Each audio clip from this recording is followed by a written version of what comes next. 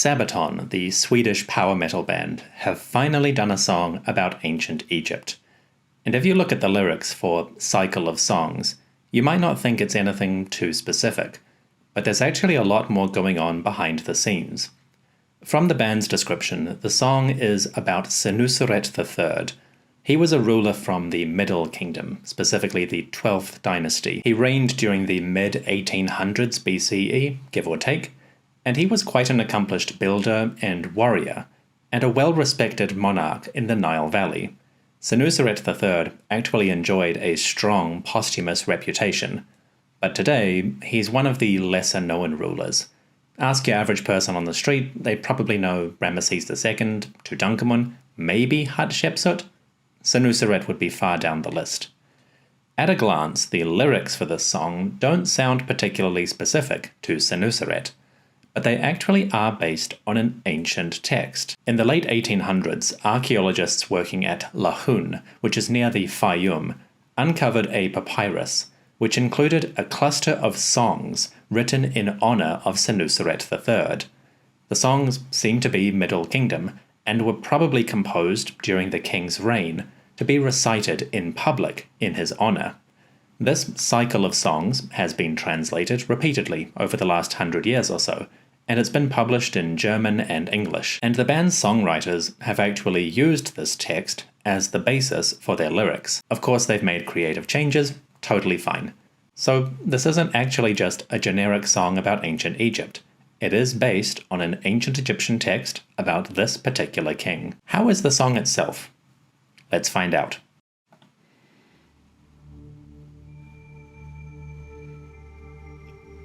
Nice moody opening.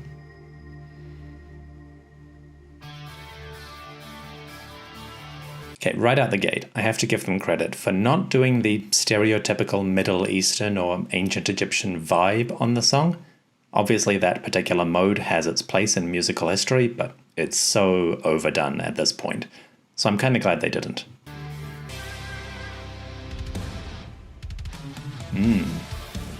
That's cool. That's a nice riff. Simple, but nice. The Chariot actually wouldn't belong in Middle Kingdom Egypt, but it's kind of stereotypical Egyptian now.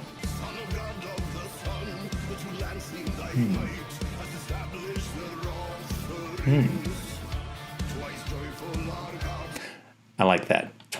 This repetition of twice joyful, that actually appears in the cycle of songs for Senuseret III. They've adapted it slightly, obviously, for the lyrics, but that repetition of joyful are the gods, joyful are the people, joyful is the land, that's part of the original song. That repetition of twice joyful also, maybe unintentionally, fits into the ancient Egyptian love of duality. When you look at many of their monuments, you'll find that they're quite symmetrical, with structures mirroring each other, especially in New Kingdom temples, but also because they have the two lands, the two riverbanks, the two aspects of the country, red and black. They have this love of duality within their political, religious, and artistic outlook, so it's quite a nice feature.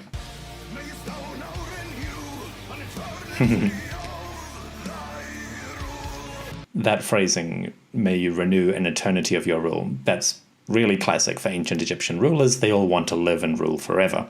But it also is part of the cycle of songs that there's this little refrain of, may you enjoy an eternity of rule, as the powerful Horus. It's cool.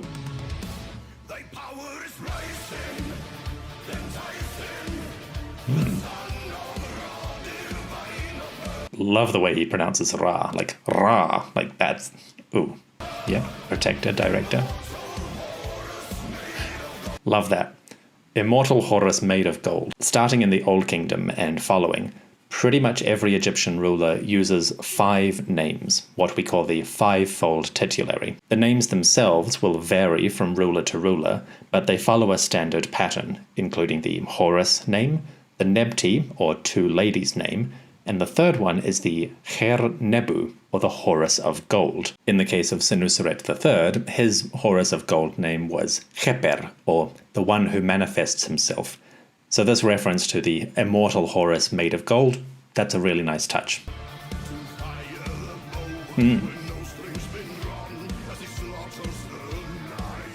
Oh, that's cool. Drawing the bow and slaughtering the nine. That's partly a reference to the classic warrior-hero aspect of ancient Egyptian kings. Like many ancient Near Eastern rulers, one of their primary roles is a protector and a victorious warrior. But within the classical language of ancient Egyptian rulers, you'll often find a reference to the pesjet, which are the 9 bows. These are the traditional enemies of Egypt. They don't have an exact definition as to which groups are part of the 9, but they often reference them as though there are 9 enemies, or kind of like a multitude of outside forces who would seek to destroy the 2 lands.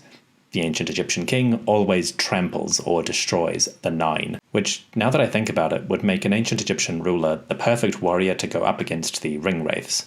But that's beside the point. Nice, coming back to the twice grateful and rejoicing. Chosen of Ra, that is a classic epithet for many rulers, especially in the New Kingdom, which is a bit later than Senuseret. That's a classic phrase. The 2 riverbanks rejoicing at the king, but also the ruler as being a dreadful power. Not in the sense of being like bad, but in the sense of inspiring dread and terror in his foes. This is catchy. This could really get stuck in my head. That was awesome.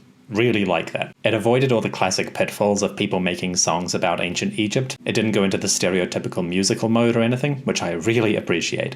Just a solid slice of power metal devoted to this ancient subject.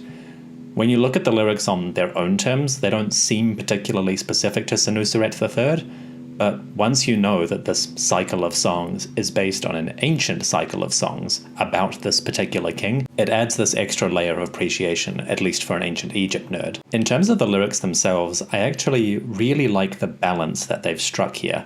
If it was too specific to Senuseret III or too detailed, you might undermine some of the effectiveness of the song. The more specific it gets, the more obscure its meaning. So by pulling back a little bit and sticking to those kind of classic tropes of ancient Egyptian kingship, they're able to make something that everyone can enjoy on its own terms. But then, if you are an ancient Egypt nerd, there is that extra layer behind it, where you know that this cycle of songs is based on an actual cycle of songs from Senuseret III, and they have borrowed quite a lot from that ancient song, although, of course, adapted to their own needs. So I really appreciate the balance they've struck here. And that chorus is super catchy. I have a feeling I'm going to be singing that for a while. So I have to say, this is an awesome song about ancient Egypt. Solid 10 out of 10, Sabaton. Good job.